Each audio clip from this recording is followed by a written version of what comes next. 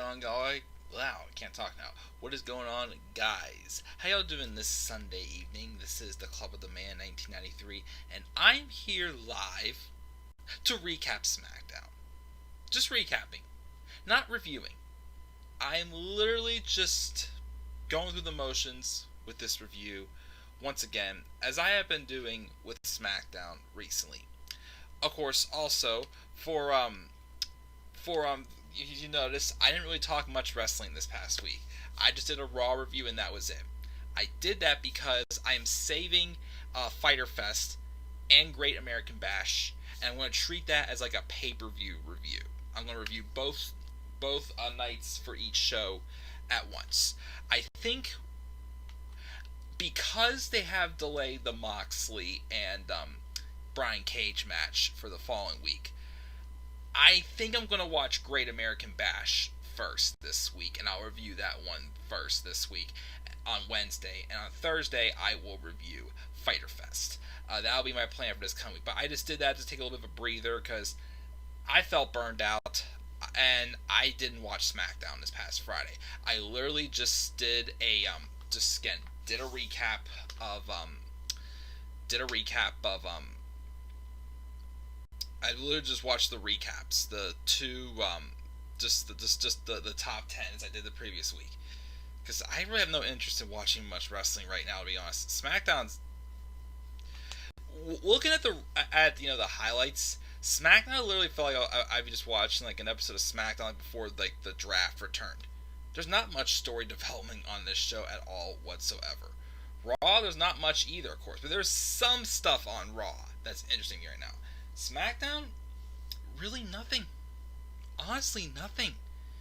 The show feels lifeless, and I have nothing to rate really about this show because nothing is catching my attention. Again, I have my sister in town until the end of July. I have other things I want to do. Since of course, with the numbers going back up again, there's some stuff that's being limited once again, but there's stuff that I'm still able to do right now, so I want to get out and enjoy myself, have some fun. I don't want to dedicate all my time to wrestling right now. There's other things I want to do. Look, I even got my next Harry Potter Let's Play rolling as well. This one's going to be a longer Let's Play for sure.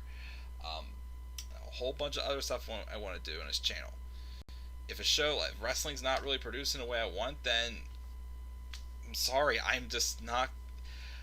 I'm at a point in my life with how busy I am that I just can't put all my energy into wrestling anymore. And of course, baseball season starts up again soon, so I'm interested in seeing how it goes on with that with the 60 game season. Maybe do a preview video for that. Who the hell knows? But let's talk about this episode of SmackDown, and then I'm going to bed. So let's see what we got here. We got Tyler's playing SmackDown. Here comes the pain. Nice. One word for SmackDown. Boring. That's exactly what I saw. Was boring. What's up, TN Couponer? You should do a top 10 list instead. Again, I really should. Honestly, again, I keep saying I'm trying to cut back. I'm not really watching like some shows during the week now. Well, it's really just SmackDown. I haven't really been watching. Raw, I'm still watching. Again, if I do a top 10 again, I want to be able to have more graphics involved, and that takes up some of my time. But I really need to get a top 10 back, guys. I mean, yes, I know I'm busy or it's been a while, but I gotta do another top 10 special again. Those are the streams I kind of miss. It's just this is like the normal routine on the channel, but yeah, I need to definitely get top 10 sometime back in. Sami Zayn's not been around at all. I'm doing what Roman Reigns is doing, not watching Raw and SmackDown. Haha, yeah, I know that. Too bad it's still in my veins. But again, I haven't watched SmackDown for 2 weeks now. I sat down and watched it again. The only things I've really watched is just the top 10 highlight video on YouTube. If anything catches my eye, I'll go back and watch the clip. Other than that, last week's show at least had a couple things that I checked out. This week, there was nothing. Absolutely nothing that I actually went to full on check out besides just the top 10 highlights of the show. And let me see what we got here. We got let me see here. How is the 2-woman power trio doing of Sasha and Bayley? For what seems like Sasha and Bayley, of course, are going back and forth on all brands because Sasha out of the blue got a shot for the NXT Women's Championship in the main event of Night 1 of Great American Bash on Wednesday. They're going to Raw also since they're tag champions. Say they're okay. I still say they could be better, of course, because of the bland booking. I think sometimes they make Bayley a little too annoying as a heel, unfortunately. I think sometimes. Sasha Banks, those racking up the wins. All I gotta say is pull the trigger on the feud this time and don't play around with it. Please. That's all I ask for. That's all I ask. And also we got Brandon Swanson, what's up, saying Sunday Night Phenomenal one. Hey, if you want to call me that, cool, but if that's somebody else, that's fine as well. But let me just briefly recap what happened on SmackDown. Show opened up with Michael Cole interviewing Matt Riddle. He talked about him upsetting AJ Styles 2 weeks ago. And then he also, of course, Cole asks Riddle, why does he wrestle barefoot? Which, of course, gets me concerned that they're already asking that because, I just definitely think with Vince being behind it, I'm like, oh goodness, he's going to make some big deal about Matt Riddle wrestling barefoot. But it explains that Riddle had frostbite as a child and he nearly lost his feet, but he avoided amputation, means his feet allow him to feel everything around him. Whatever. Of course, King Corbin comes out pissed off because why? He runs down Riddle. He kicks Cole out of the ring, and then blah blah blah. They fight, Riddle begs for a fight, but then Corbin weasels out like a coward as always. But he's still, the generic heel they throw in there when they need cheap heel heat. So instead, he gives Riddle a match with John Morrison. So Riddle wrestles John Morrison, and he wins. But of course, there's usually a Matt Riddle Baron Corbin feud for Extreme Rules. You could just have that just just a SmackDown TV feud instead of an actual pay-per-view feud, because I have no interest in seeing Matt Riddle versus Baron Corbin on TV. I don't. Really, he should be facing, I guess they're going to wait till SummerSlam now, AJ Styles and Matt Riddle for the Intercontinental Championship, because didn't Matt Riddle beat AJ Styles 2 weeks ago? In a nice upset victory? Thought so, but who the heck knows? So we got that. And then after the match, AJ Styles attacks Matt Riddle, but then Drew Gulak comes out and he attacks Styles himself as he has an Intercontinental title shot against AJ Styles in a few minutes. Corbin, though, explains backstage that he'll pull some strings and pull the rug under Riddle's career. Yeah, right, you're going to lose to him when you face him. And then AJ Styles had a match with Drew Gulak and he pinned him to retain the Intercontinental Championship. Sasha Banks and Bayley come out, explaining how they rolled over everyone on Raw and NXT before returning to SmackDown. Yeah, you lost on NXT.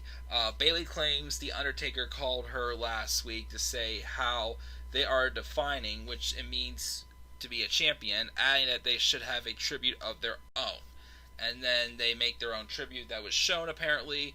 Bayley then starts chanting for herself and Sasha, but she's interrupted by Alexa Bliss and Nikki Cross. Bliss explains Cross is 325th in line for the throne in England, while Bliss drove across Antarctica. I don't know what that's going with. Bliss says Bayley and Banks sound ridiculous, while Bliss was slapping Bayley to the ground. Banks offers Bliss a match with Bayley, which Bliss accepts. And then Bayley and Alexa Bliss had a match. Of course, every time I hear that, I cringe because I think of Kendo Stick on a pole. But that did not happen. But of course, for whatever reason, they picked on Nikki Cross. Nikki Cross got pissed off, got involved, caused a DQ, and beat the crap out of everyone. So that's just because whatever. We also have a promo building towards the Wyatt Swamp match with Braun Strowman and Bray Wyatt. I'm also hearing rumors now apparently the Fiend is no longer a thing. I hope that's not true. Again, the fact that they're basically doing Braun Strowman versus Eater of Worlds Bray Wyatt definitely scares me. Because once again, is the Fiend no longer a thing anymore just because he was beat? Is that the point there? Because I don't see the Leader of Worlds Eater of Worlds Bray Wyatt defeating Braun Strowman, as Bray Wyatt should still be Universal Champion right now, but what do I know? Once things are cool and not Vince's idea, they get scrapped and put into place to how Vince wants them to be. So, yeah, here's my thing. If Bray Wyatt doesn't get the title back and he doesn't become the Fiend again, then he definitely should leave at this point. A lot of people just need to get out of this company because I don't care. We have Shinsuke Nakamura defeating Kofi Kingston because, of course, they're going to defeat the champs in non-title matches, singles matches, whatever. But they're going to lose next week. The New Day taking on Nakamura and Cesaro for the tag titles. Of course, New Day's probably going to retain there because there's absolutely no story to this feud. Oh, they beat the champs, so they deserve a title shot. Okay. An undercard feud would be nice to have it that way, but if all your championship feuds are like that, boring. That's why, another case I still say, there are too many championships. And with there too many championships, you have the lazy excuse of, they just earn a title shot. That's all. That's all the story is. Boring, as I said once again. So, after the match, apparently, Cesaro brings a table into the ring, only to be taken out by Big E before it can be used. So, we're going to get the tag title match next week. Not sure if that means, they either win or they set up for a dumb tables match at Extreme Rules. We're also going to get Braun Strowman and Bray Wyatt face to face. And we'll have the women's tag champs, Bayley and Alexa Bliss, take on Nikki Cross and Bayley and Sasha Banks take on Alexa Bliss and Nikki Cross. Why? Because we've seen that match how many times, and there's nothing else to do. And then the main event ending segment, Sheamus proposing a toast to Jeff Hardy. Sheamus is on the Titantron. Jeff Hardy's in the ring, obviously with a bartender and a bunch of alcohol in the ring.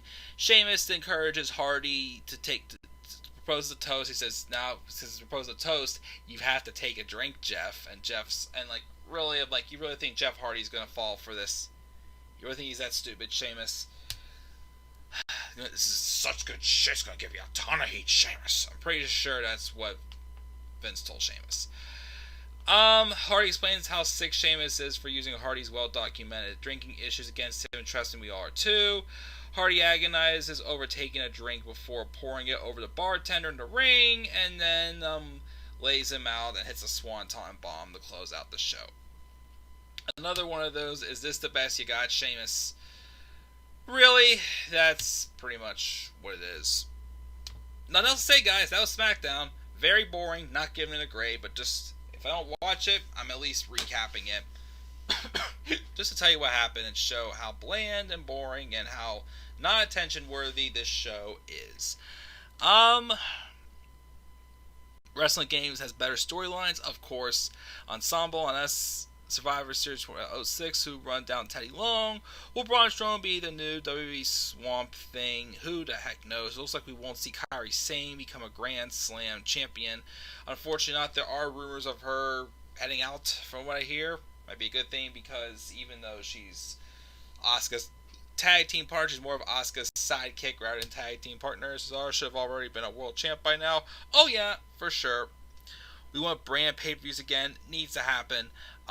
What happened to Kyrie since he retired? Favorite Undertaker matches and moments. That should be a good top 10. Honestly, that's a good idea. Tag titles need to get rid of. Mike could do a top 10 about Undertaker matches. I could do that as well. I gotta get a top 10 back in here, guys. Again, I'm just sorry again. It's just so busy anymore these days. Other things I want to do besides wrestling. I'm just getting very burned out with wrestling. But maybe I should do a top 10 sometime soon. I'm not sure when, but I'll try. But not bad ideas there, guys. But that's going to do it, guys. Just a brief recap of SmackDown. What are your thoughts on SmackDown this week? Leave your thoughts down in the comment section below.